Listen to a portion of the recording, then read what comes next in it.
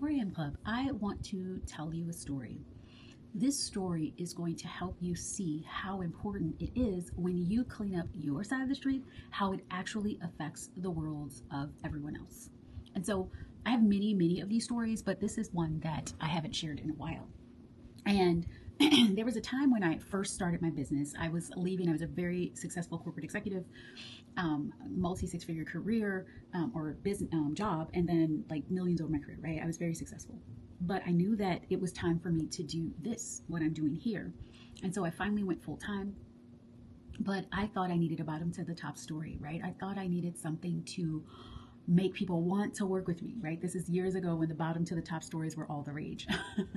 And so I created one. Basically, I created, like my clients were thriving. They were doing so amazing in their businesses and in their life, but I created struggle. And so I ended up having to file for bankruptcy and all the things. So in the process of that, while I was serving clients and doing what I do, I also started to drive Uber.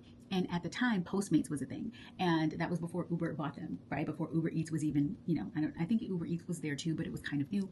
And so I was delivering Postmates and I was driving Uber and Lyft.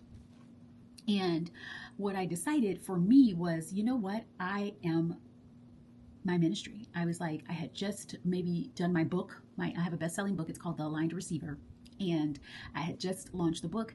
And instead of seeing me driving Uber and all of that as a failure, I decided that got to be a part of what I did, right? I decided it got to like impact others. And so every time before I would get in that car, I would just be joyful. I am one of the people that, if I'm in Uber, I don't like a lot of loud music. So I make sure that the environment in the cabin was just beautiful and that people would come in and just feel like their best selves. And so that means the music was pretty low. I'm not talking unless you want me to, because I can chit chat all day, but I also can respect people's space. So I just really made it be, if I'm going to be if someone's going to be in my space and it's going to be a 5-minute drive, a 20-minute drive, an hour-long drive, it's going to be the best hour, 20 minutes or minute of their life. So there was a lady. She got in the car and I could feel the tension. Like I could feel her anger. I could feel that she was just not in the mood today. So I was taking her to the airport. So, I stop, I confirm that that's her. I say, can I, take your bag? And she's like, not that nice. But I didn't let that affect me because I've realized, of course, people have days, they have things. It has nothing to do with me. You see the work that I've done, shadow work, all the good stuff. And so I take her back, I put it in there, I open the door for her, she gets in. And so I get in, I realize this is probably gonna be one of those quiet drives. It's all good. So the music is on, it's very low, nothing about the music. I mean, it was just a regular, serious channel.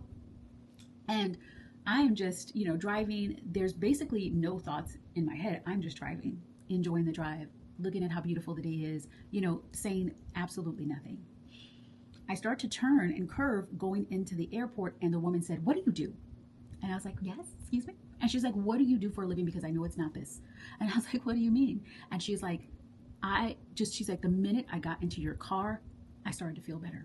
She was like, "I've had the worst weekend." She was like, she found out all this negative stuff about her relationship and her partner of a long time. She felt so pissed, so down. She hated the freaking world. And as this 10-minute drive is finishing and I'm curving into the airport, she said she could see that there was a future. She could see everything was working out for her, and she felt so lifted and good. And she's like, "So I know this isn't what you do." So I told her, "Oh, no, I said I have an educational business. I'm a CEO of an educational business. I work with personal development and transformation, and I just wrote a book. It's called The Aligned Receiver." She's like, "Give me the link. I need to buy the book immediately right now." She's like, "I need to tell everyone about you. You're amazing." Now, I didn't tell this woman one thing. I didn't mention anything. I didn't sell anything. I just was me, and I just radiated love. I radiated absolutely no judgment. I let her be. If she wanted to be in the car angry and she wanted to be mad and she wanted to hate me in that car, I let it be because I knew that had nothing to do with me. Do you see? And she was transformed just by being in my energy. And I know people are like, "Oh, be in my energy," and da-da-da-da, and people make fun of that, but it is the freaking truth. It is the truth.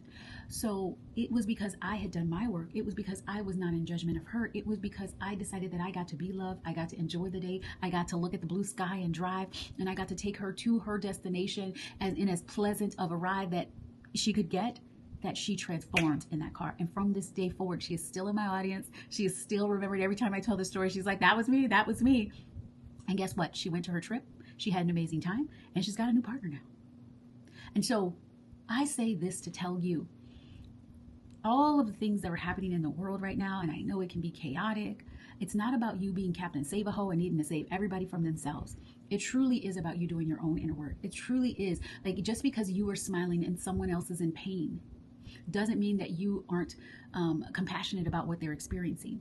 What I do with my clients, I have clients that are having the highest of the highest highs, $1 million months and days and weeks and years and stuff.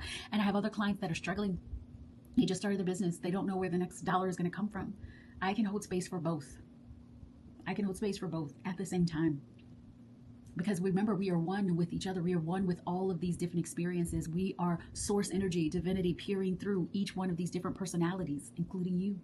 And you don't have to take on someone else's pain in order to be compassionate about what they're experiencing. You don't have to take on someone else's experience in order to be someone that can support them and walk with them through this. You can still acknowledge what someone is going through, and you can, hear about their pain and don't take it on. Compassion versus empathy. You want to be compassionate, not empathetic, right? And so what I do to be there for all of my clients is know I see what's possible for them. I see where they can go. I see the other end of what is going to happen. I see the breakthrough, the thing that's going to just be the most amazing thing that gets to happen for them. And so I'm not sad for them that they're going through this. In fact, I'm cheering them on because I know that this is a big turning point for them, even as sad and horrible and as difficult it can be. But that's because I've done my work on my side. If I'm ever affected or triggered by something my clients are experiencing, that means that there's something there for me to heal. And I use the Aligned Soul Alchemy, which is in one of these videos where I talk about that. And so I just tell you the story because I want you to see how when you work on yourself and when you are in acceptance for other people's experience and you allow them to be them without judgment, you change the world. You don't have to be Captain Save-A-Ho. You don't have to tell everybody you need to work on yourself. No, you work on you. And you be the example, and I promise you that everyone else in your world is going to experience this transformation as well. That's your tool. Work on you. Be in non-judgment, be in acceptance for others, not needing them to change to make you feel better, and trust that love always wins, because it does. We rise together.